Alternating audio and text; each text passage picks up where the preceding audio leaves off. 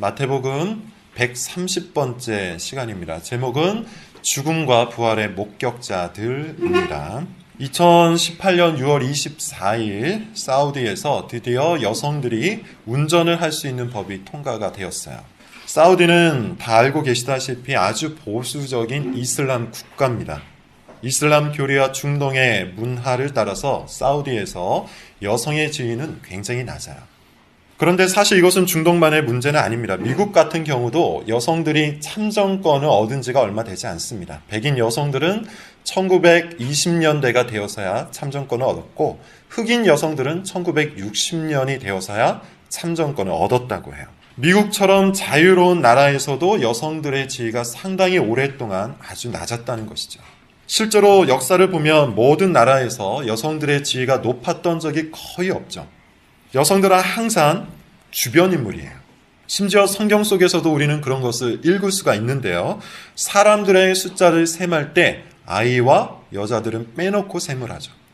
여자와 아이를 동일하게 취급한 겁니다. 군사력도 없고 노동력도 없는, 그래서 항상 남자들의 보호 아래에서 살아가야 하는 약자 취급을 한 거예요. 그것이 고대의 여성들의 지위였습니다.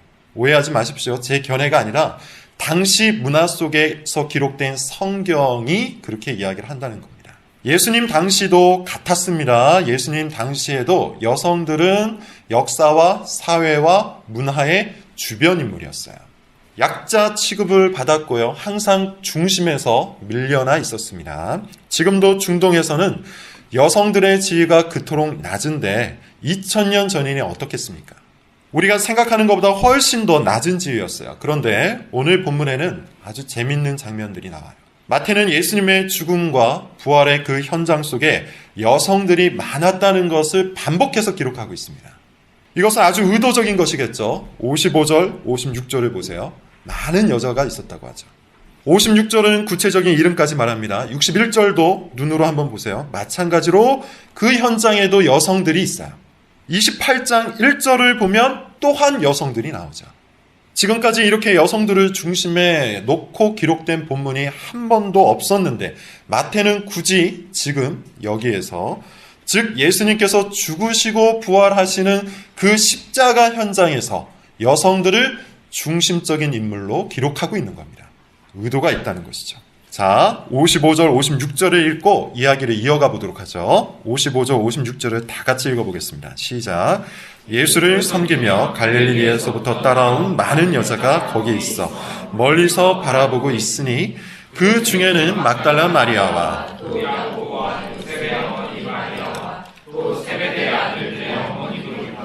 우리는 앞선 본문에서 십자가에 달려 돌아가신 예수님 이야기를 살펴봤습니다. 그리고 그에 앞서서 예수님께서 모든 사람들에게 버림을 받았다는 이야기도 살펴봤죠. 가장 먼저 누구에게 버림을 받았습니까? 제자들에게 버림을 받았어요. 제자들은 절대로 예수님을 버리지 않겠다고 다짐을 했지만 누구보다도 빨리 예수님을 버렸죠. 그 중심에 베드로가 있었습니다. 예수님이 예루살렘에 들어왔을 때 환호성을 질렀던 무리들이 두 번째로 예수님을 버린 사람들이에요. 그들은 종려나무를 흔들었고 겉옷을 벗으며 예수님을 왕으로 취급을 했는데 순식간에 변해서 예수님을 버려버렸습니다. 예수님을 버리고 바라바를 택해버렸죠. 그 다음은 누굴까요? 위선자 그룹이에요. 이들은 처음부터 예수님을 버렸던 인물들입니다. 대제사장, 장로, 서기관, 바리새인, 사두개인 등등이에요. 이스라엘의 역사를 이끌고 있었던 중심적 인물들이 예수님을 버려요. 또 누가 예수님을 버렸죠? 빌라도입니다. 로마의 총독, 로마 황제의 대리인이었던 그가 예수님을 버려요. 마지막으로 같이 십자가에 달려서 죽었던 강도들까지도 예수님을 버려요. 그렇게 예수님은 주변에 있었던 모든 남자들에게 철저히 버림을 받습니다. 그런데 놀랍죠. 당시 역사와 문화와 사회의 중심 인물이었던 남자들이 다 사라지자 그 십자가 밑에는 누구만 남아있습니까? 여자들만 남아있어요. 물론 남자들이 아무도 없었던 것은 아닐 거예요. 요한복음을 보면 요한도 그 밑에 있었다고 합니다. 그러나 마태는 의도적으로 남자들이 사라진 바로 그 자리, 십자가 아래 여자들만 남았다고 기록하고 있는 거예요.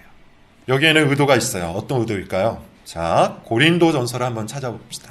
고린도전서 1장 23절부터 24절을 먼저 읽어보고 고린도전서를 그대로 펼쳐놓아 보세요. 23절, 24절. 1장 23절, 24절. 같이 한번 읽어볼게요. 시작. 우리는 십자가에 못 박힌 그리스도를 전하니 유대인에게는 꺼리끼는 것이요 이방인에게는 미련한 것이로되 오직 부르심을 받은 자들에게는 유대인이나 헬라인이나 그리스도는 하나님의 능력이요. 바울은 여기에서 그리스도의 십자가가 어떤 의미인지를 설명을 합니다. 두 가지 관점이 있죠. 꺼려지는 것이고 미련한 것이에요. 유대인과 이방인이 볼 때 그래요. 쉽게 말해서 유대인과 이방인에게 십자가는 그들이 원하는 것을 전혀 충족시켜주지 못하는 거였죠. 힘을 원하고 평판을 원하고 권력을 원하고 돈을 원하던 그들에게 십자가는 정말 미련한 것이었습니다. 왜 꼭 그런 방식으로 구원을 베풀어야 하는지 이해가 안 됐던 거예요. 더 이해가 안 되는 것은 예수님을 믿는 사람도 그런 방식으로 살아야 한다는 것이죠. 그래서 유대인과 이방인은 아주 가뿐하게 십자가를 건너뛰었습니다. 자기 방식을 갖고 교회 안으로 들어와서 교회 생활을 했다는 말이에요. 유대인은 율법과 할례를 갖고 교회에 들어와요. 자기에게 익숙한 삶의 방식, 자기가 원하는 구원의 방식을 갖고 교회 생활을 계속했다는 말입니다. 오늘날에도 이런 사람들이 교회 안에 많이 있어요. 십자가의 그리스도를 받아들이지 않고 그저 옛날 모습 그대로 교회 생활을 합니다. 자기가 편한 대로 합니다. 자기에게 익숙한 방식으로 그렇게 교회 생활을 해요. 자기 마음 편한 대로 관계를 맺고 자기 마음이 가는 대로 행동을 한다는 겁니다. 이것은 마치 오랫동안 율법과 할례라는 방식으로 자기 신앙을 확증했던 유대인과 같은 방식으로 교회 생활을 하는 거예요. 십자가가 없는 신앙이죠. 반면에 이방인은 어떻습니까? 이방인은 훨씬 더 세속적이야. 이방인은 세상 지혜를 신뢰하는 사람입니다. 하나님을 믿는 것도 좋지만 돈과 명예와 권력도 매우 필요하다고 믿는 사람들이었어요.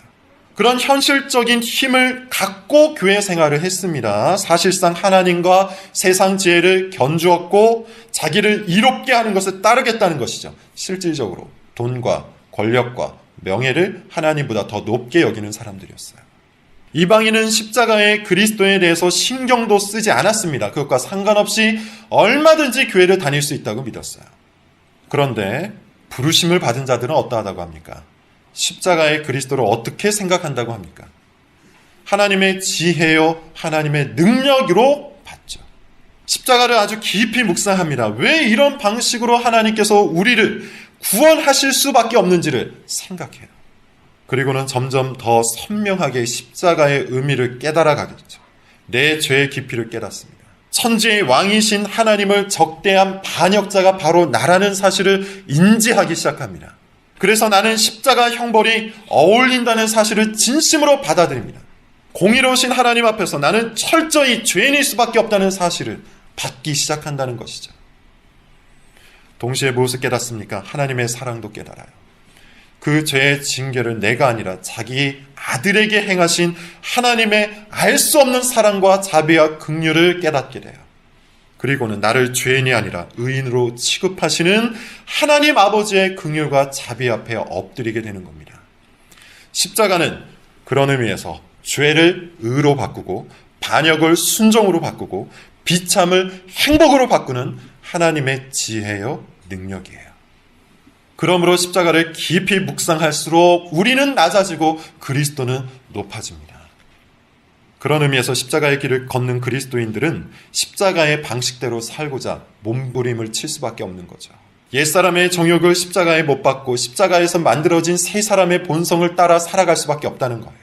과거의 모든 습성들, 내 나름대로의 방식, 내 나름대로의 고집, 내가 편한 대로 행했던 모든 관계와 생각과 언어와 행동을 십자가에 못 박는다는 겁니다. 그리고 거룩한 성령의 열매를 맺기 위해 성령의 인도를 따라 걷기 시작하는 것이죠. 부르심을 받은 그리스도인들은 십자가의 방식을 꺼려하지도 않고 미련하게 여기지도 않아요. 오히려 그렇게 사는 것이 하나님의 지혜와 능력을 얻는 유일한 방법이라고 믿죠. 그래서 바울은 계속해서 이렇게 말을 하는 겁니다. 자, 고린도전서요. 1장 26절부터 29절까지입니다. 고린도전서 1장 26절부터 29절 같이 읽어보겠습니다. 시작. 형제들아 너희를 부르심을 보라. 육체를 따라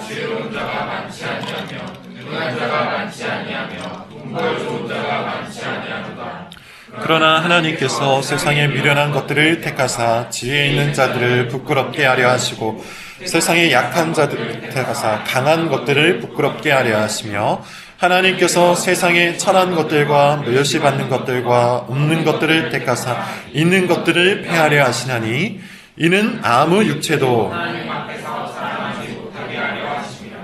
바울이 뭐라고 이야기합니까? 하나님께서는 십자가의 지혜와 능력을 드러내시기 위해 일부러 특정한 사람들을 많이 택하신다고 하죠. 어떤 사람들이죠? 일부러 많이 공부한 사람을 택하지 않으시고 무식한 사람을 택한다고 해요. 일부러 학벌이 높고 경력이 세고 지위가 높은 사람을 택하지 않으시고 모든 것이 부족한 사람을 택한다고 해요. 일부러 강한 자들을 택하지 아니하고 사회적으로 약한 자들을 택하세요. 이유가 뭡니까? 세상에서 천하고 멸시받고 없는 자들을 택하셔서 하나님의 지혜와 능력을 높이시기 위해서 그렇게 하신다고 해요. 자기를 자랑하고 자기를 신뢰하고 자기를 높이고자 하는 모든 사람들을 부끄럽게 하시기 위해 하나님께서는 약하고 천대받는 자들을 택하시는 겁니다. 그런 의미에서 십자가는 우리를 한없이 겸손한 자리로 몰아가는 것이죠. 여러분, 신앙에 관한 정의를 다시 한번 잘 생각해 보세요. 신앙이 뭐라고 했죠? 간단하게 말하자면 하나님을 정말로 믿는 거죠. 구체적으로 말하자면 하나님을 우리 아버지로 믿고 그분이 항상 우리를 선대해 주신다는 것을 신뢰하면서 그분을 의지하고 사는 것이죠. 그러므로 여러분, 신앙은 세상에서 내 지위와 별 상관이 없습니다. 오히려 세상에서 자기 지위가 높다는 것 때문에 하나님을 믿고 의지하지 않을 가능성이 더 높아요. 신앙은 세상에서 내 지식과도 별 상관이 없습니다. 많이 안다는 것 때문에 하나님까지도 한 수 아래로 보는 사람들이 얼마나 많습니까? 삶이 안정되고 저축도 많이 하고 일이 술술 풀려서 하나님께 기도하지 않는 사람들은 또 얼마나 많습니까? 반면에 낮고 가난하고 무지해서 하나님께 엎드리는 자들도 있죠. 누가 신앙이 좋은 걸까요? 십자가는 신앙의 본질을 우리에게 가르쳐줘요. 십자가의 지혜와 능력이 하나님의 것임을 깨닫게 해줘요. 우리는 한없이 낮아지고 하나님은 한없이 높아져야 한다는 그 간단한 진리, 그 태초부터 하나님께서 세워놓으신 생명의 진리를 우리에게 가르쳐준다는 겁니다. 다시 한번 본문으로 돌아와 보죠. 남자들이 다 사라진 그 자리에 누가 남는다고 했죠? 당시 사회와 문화에서 천대받고 멸시받던 약하디 약한 여자들만 남아요. 세상을 주도한다고 믿었던 남자 그룹은 예수님을 다 버렸지만 당시 문화에서 주변인이요, 약자였던 여자들이 그 자리를 차지하고 있는 겁니다. 여자들이 예수님 죽음의 마지막 목격자요, 부활의 첫 번째 목격자가 된 거예요. 가장 약한 자가 가장 영광스러운 자리를 차지한 것이죠. 가장 미천한 자가 가장 존귀한 자리를 얻게 된 것이고 가장 천대받 자가 가장 고귀한 일을 목격하게 된 겁니다. 마태는 이것을 통해서 십자가의 능력과 지혜를 여실히 우리에게 보여주고 있는 거예요. 여자들이 바로 그 현장에 있었다. 낮고 천한 여자들이 가장 먼저 영광과 존귀와 능력을 맛보았다. 십자가는 모든 것을 뒤바꾸는 참된 변화의 시작이다. 이것을 말하고 싶었던 겁니다. 물론 낮은 자, 가난한 자, 천한 자, 무지한 자만이 교회에 합당하다는 뜻은 아니에요. 사회적으로 지위가 높거나 돈이 많거나 똑똑한 사람도 얼마든지 교회에 올 수 있죠. 합당합니다. 그런 것들이 신앙을 결정하는 결정적 요소가 아닐 뿐이라는 거예요. 예수님 당시에도 그랬죠. 57절부터 60절을 한번 보세요. 오늘 본문입니다. 57절부터 60절을 보면 이 사람이 등장을 합니다. 읽어볼게요. 시작. 저물었을 때 아리마대 부자 요셉이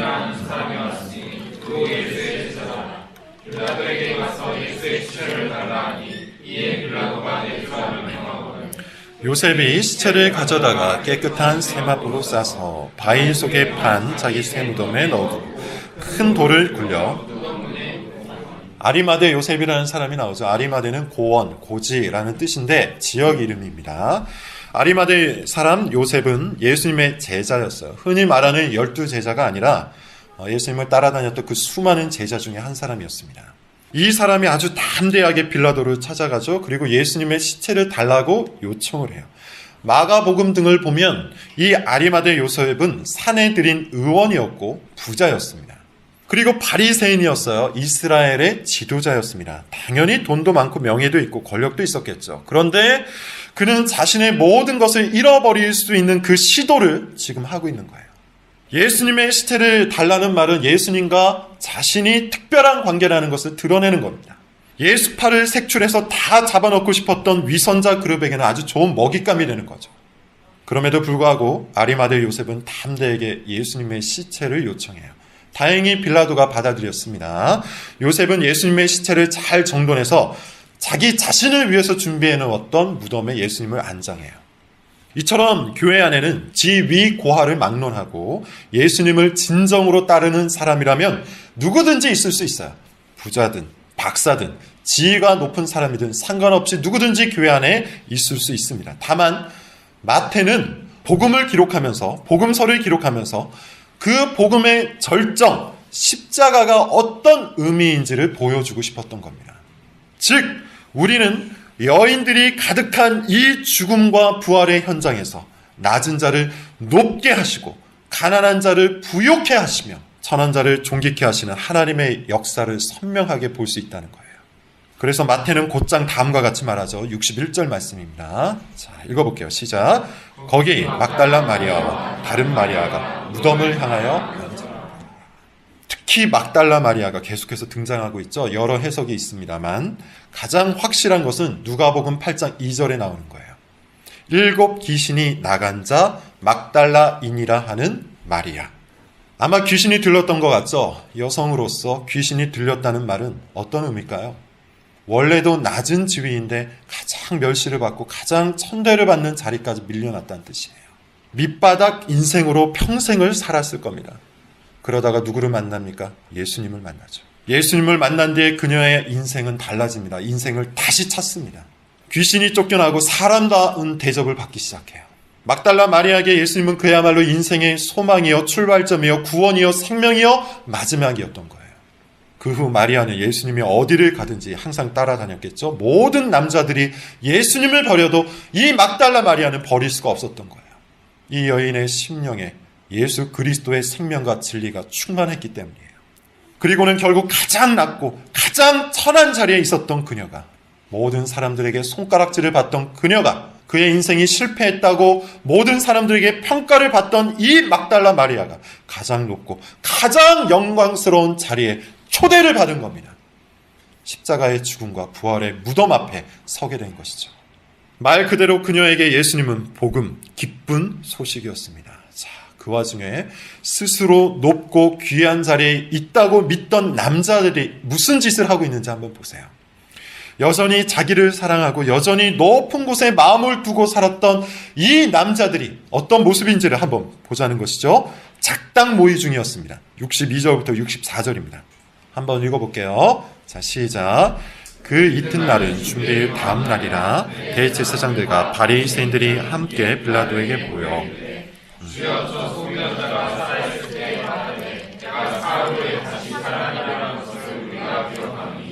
그러므로 명령하여 그 무덤을 사흘까지 굳게 지키게 하소서.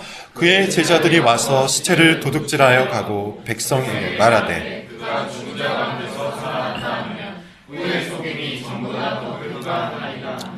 꽤나 모순적이게도 예수님의 말씀을 잘 기억하고 있었던 사람들은 제자가 아니라 위선자 그룹이었어요.